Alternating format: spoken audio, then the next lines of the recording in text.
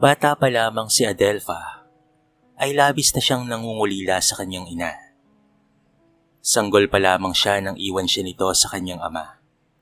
At hindi na ito nagpakita pa sa kanila. Sa murang edad, ay naranasan niya ang pagmamalupit ng kanyang tiyahin. At sa murang edad rin, ay naranasan niyang magbanat ng buto. Tuwing nasa trabaho kasi ang kanyang ama, ay iniiwan siya nito sa tiyahin niya.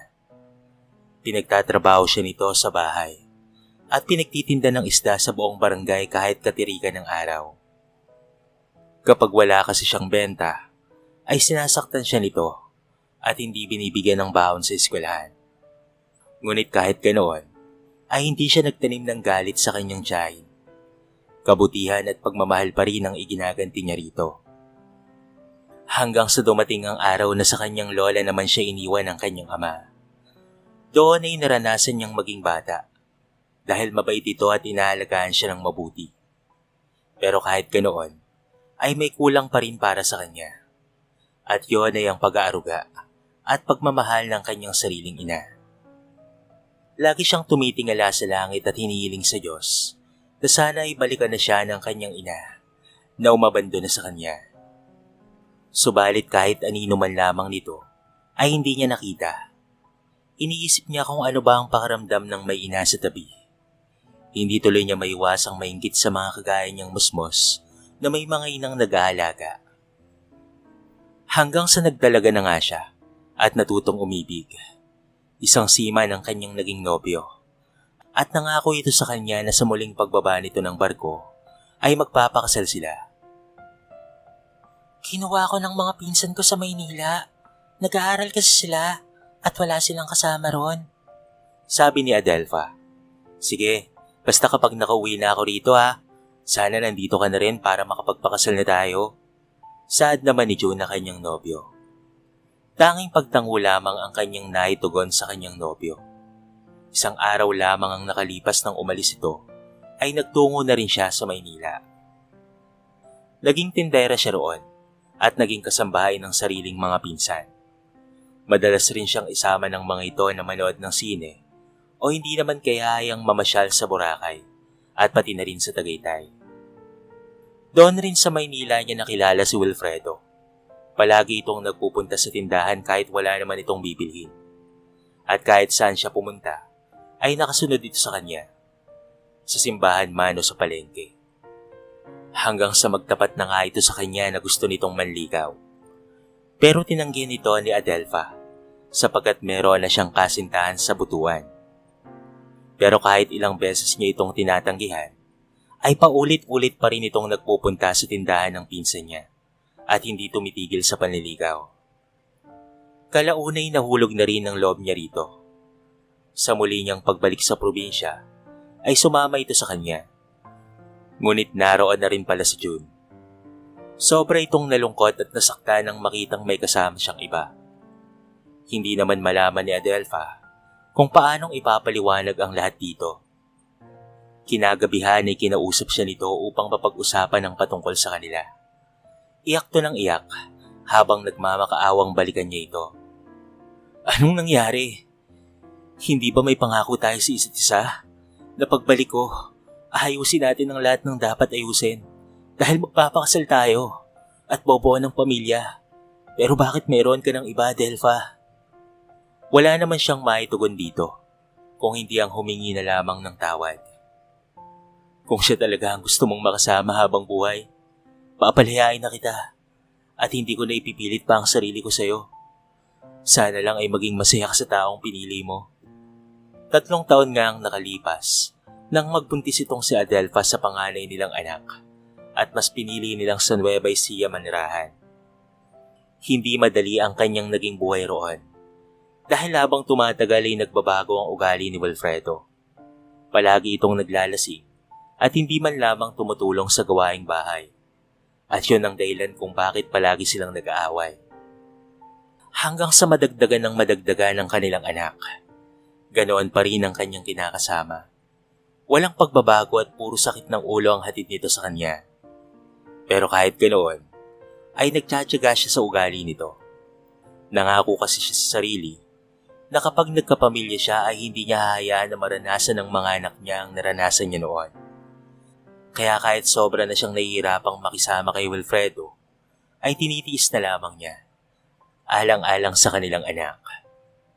Kung ano-ano na ring trabaho ang pinasok niya upang may maitustos lamang sa pang-araw-araw nilang gastusin at sa pag-aaral ng kanyang mga anak. Samantalang si Wilfredo naman ay minsan lamang magkaroon ng trabaho at ginagastos lamang para sa sariling bisyo. Kung minsan naman ay nag-aabot din ito kay Adelpha. Pero mas malaki pa rin ang pambisyo nito. Isang araw habang nagluluto siya ng tanghalian, ay lumapit sa kanya ang kanyang panganay na anak na si Ira. Mama, hindi ba sabi mo sa akin, Simon yung boyfriend mo noon? At ang sabi mo pa, magpapakasal na sana kayo. Pero bakit si Papa po ang pinili mo kaysa sa kanya? Magsisiman ako anak pero huli na ang lahat. Siguro ay karma ko na to. Sobra ko kasi siyang nasaktan noon, kaya siguro ganito ang naging buhay ko. Dapat ay siya na lamang ang pinili mo, ma. Ang ganda sana ng buhay mo ngayon.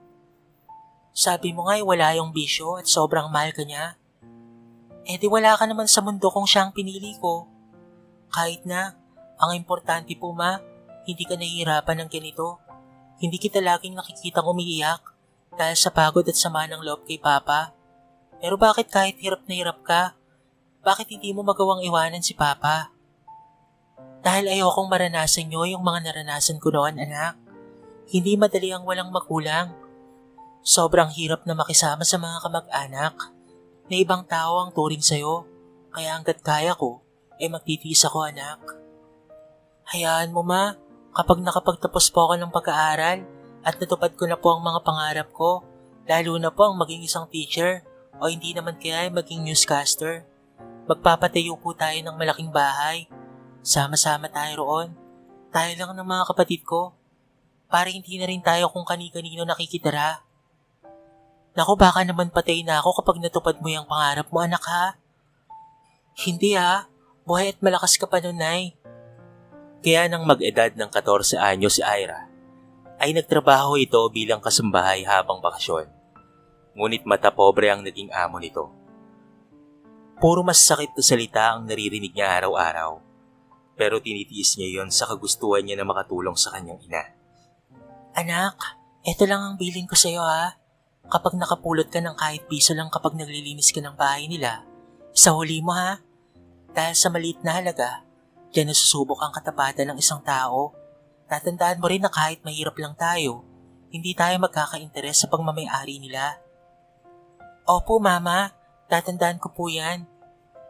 Makalipas ang isang buwan, ay tumawag si Ira sa kanyang ina upang ipabatid na malapit na ang sweldo niya. Mama, sahod ko na po sa ADOS. Kuhanin mo lahat yung 5,000 kay Ate Emma, ha? Para sa'yo talaga lahat yun. Bakit ko naman kukuhanin lahat?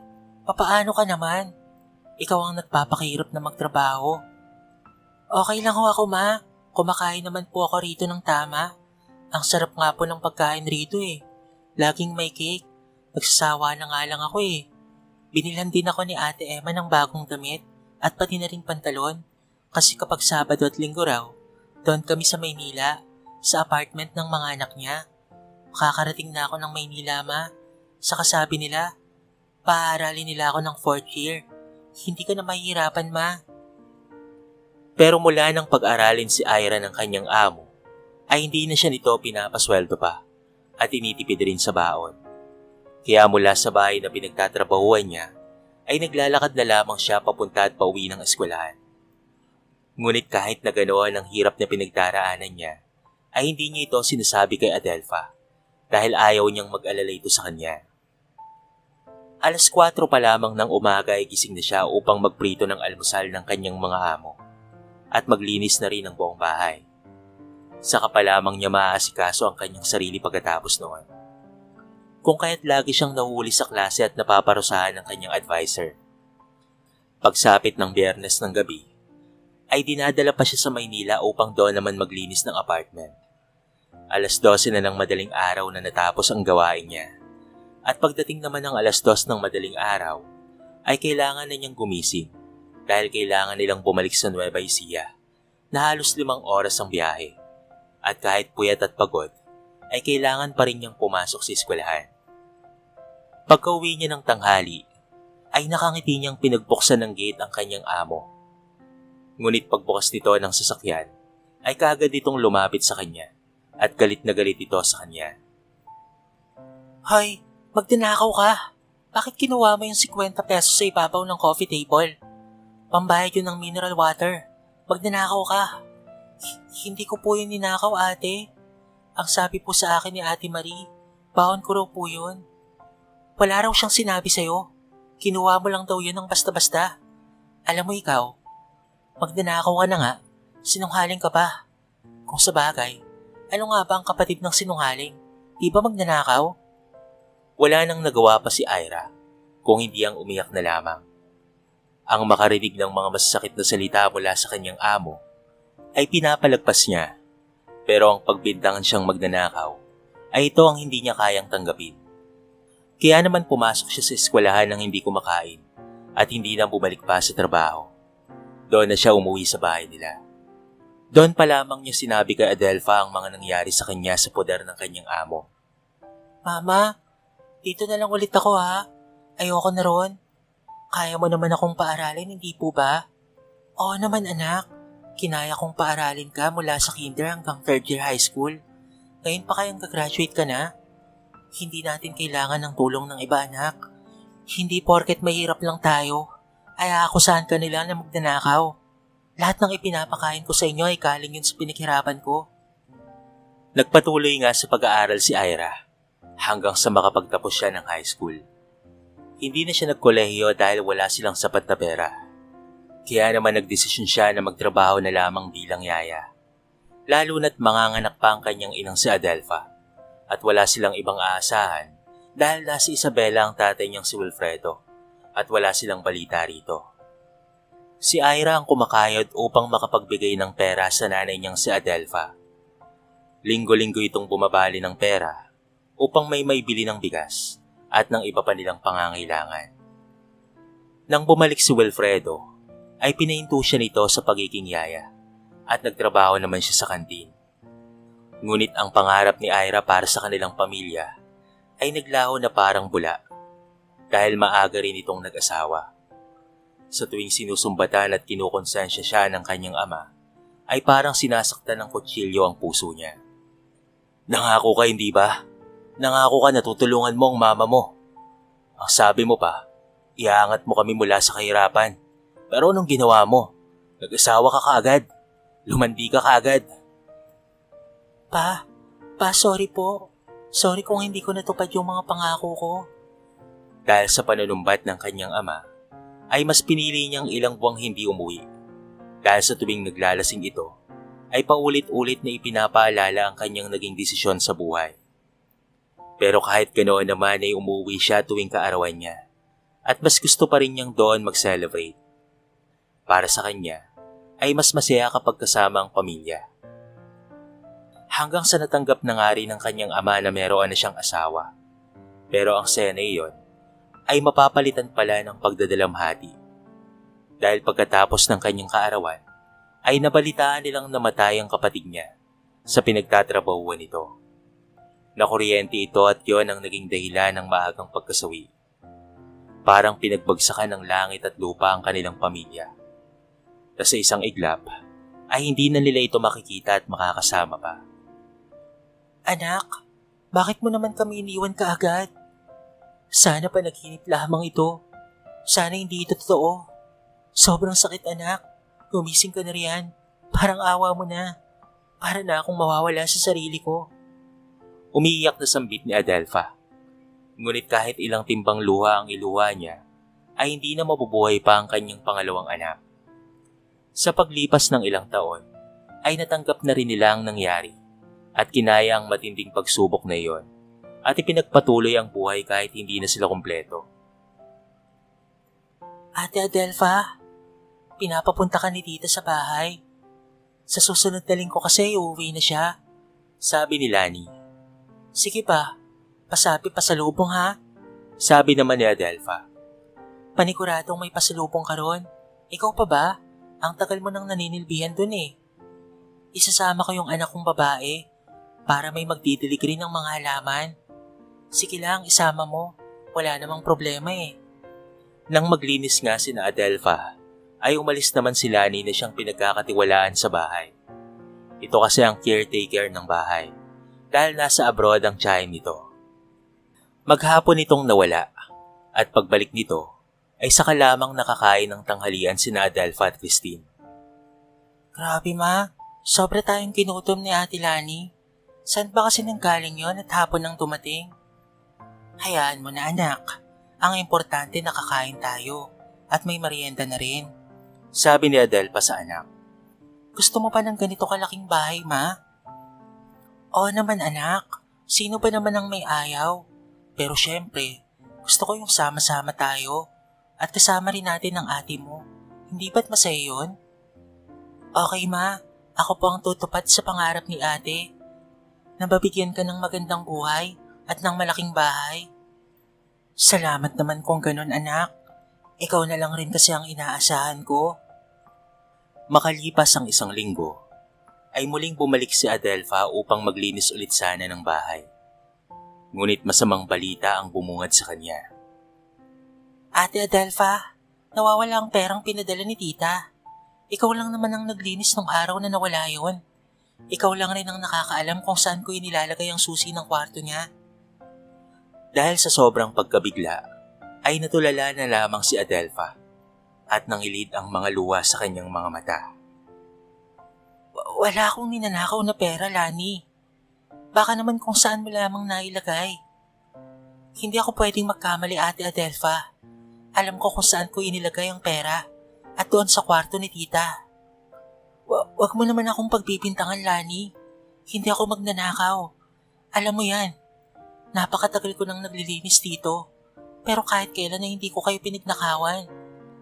Sino naman ang kukuha ng 20,000? Alangan namang kuhain ng multo yun. Dahil doon, ay napaiyak na lamang si Aling Adelpha. Sobrang sakit para sa kanya na mapagbintang ang nagnakaw ng ganoon kalaking halaga. Lalo na't maraming nakakarinig sa kanila. Wala akong ninanakaw. Mamatay na sana ang nagnakaw noon. Hayaan mo na, ako na lamang ang magbabayad at magdudusa noon. Makonsensya na lamang sana ang nagnakaw noon, kung sino man yon. Sarkastikong sabi ni Lani. Kahit mahirap lang kami, Lani, hindi ko magagawang magnakaw. Dahil hindi ko maatim na ipakain sa mga anak ko ang galing sa nakaw. Ang sakit, Lani, na ako ang pinagpipintangan mo sa bagay na hindi ko kayang gawin. Saka hindi lang naman ako ang nandito nung araw na yon. Nandito rin yung mga pinsan mo. Umuwi nga si Aling Adelpha na masama ang loob. Pag-uwi niya, ay doon siya mas lalong umiyak. Awang-awa sa kanya ang mga anak niya. Nung araw ding iyon, ay hindi pinalagpas ni Adelpha ang pangbibintang sa kanya ni Lani. Nagpunta sila sa barangay at police station at inireport ang pangyayari. Dahil po ba mahirap lang tayo? Kahit pinagbibintangan ka nilang magnanakaw, ma? Napakasama ng ugali nila. Kaya ikaw anak ha, mag-aral kang mabuti para magkaroon ka ng magandang trabaho at nang hindi ka nila tapak-tapakan gaya ng ginawa nila sa amin ng ate mo.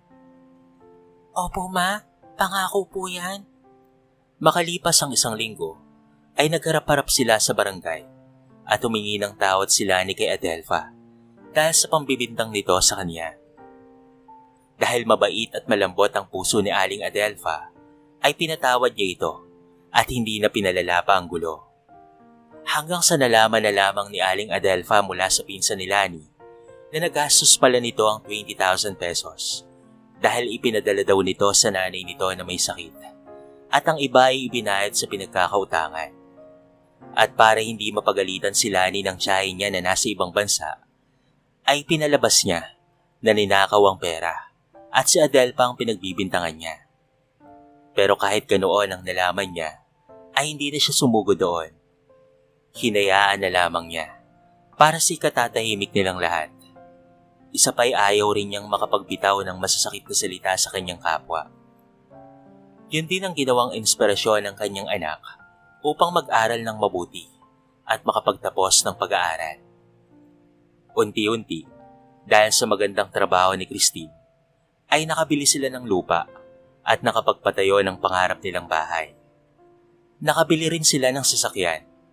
Ngayon ay masasabing maginhawa na nga ang kanilang buhay.